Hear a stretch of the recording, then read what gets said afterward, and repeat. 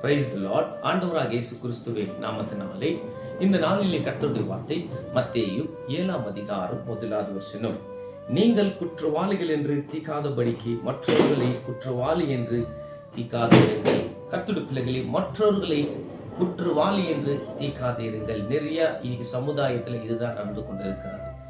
அவன் சரியில்லை, அந்த குடும்பம் சரியில்லை, அந்த பிள்ளைகள் சரியில்லை, அவன் செய்யற வேலை சரியில்லை என்று குற்றவாளி என்று இன்னொருத்தர் குடும்பத்தை பத்தி, இன்னொருத்தர் பிள்ளைகளை குறித்து, இன்னொருத்தர் வேலையை குறித்து பேசுவாங்க.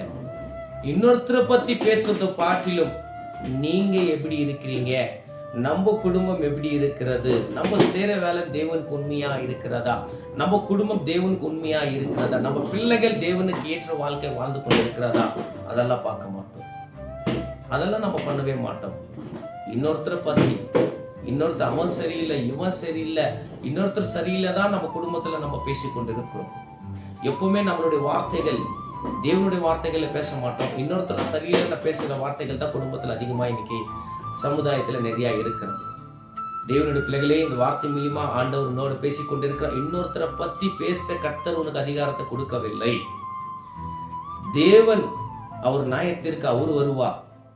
நம்ம கரெக்டா இருக்கிறோமா, நம்ம குடும்பம் கரெக்டா இருக்கிறதா, தேவனுக்கு ஏற்ற வாழ்க்கை நம்ம பிள்ளைகள் வாழ்ந்து கொண்டிருக்கிறோமா, நம்ம கர்த்தருக்கு ஏற்ற வாழ்க்கை வாழ்ந்து கொண்டிருக்கிறோமா என்று நம்ம சிந்தித்து பார்க்க வேண்டும், யோசித்து பார்க்க வேண்டும். இன்னொருத்தரை நீங்கள் குற்றவாளி தீர்க்காத இருங்கள் என்று ஆண்டவரே சொல்லி இருக்கிறார் மலப்பிரசங்கத்துல.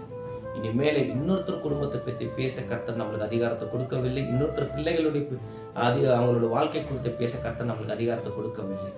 இன்னைக்கு நிறைய பேர் என்ன எப்படின்னாக்கா, எங்க உக்காந்தாலும் அவன் சரியில்லை, இவன் சரியில்லை, அந்த குடும்பம் சரியில்லை, அந்த பிள்ளைகள் சரியில்லை என்று நிறைய உக்காந்த இடத்துல நிறைய பேர் பேசுவாங்க.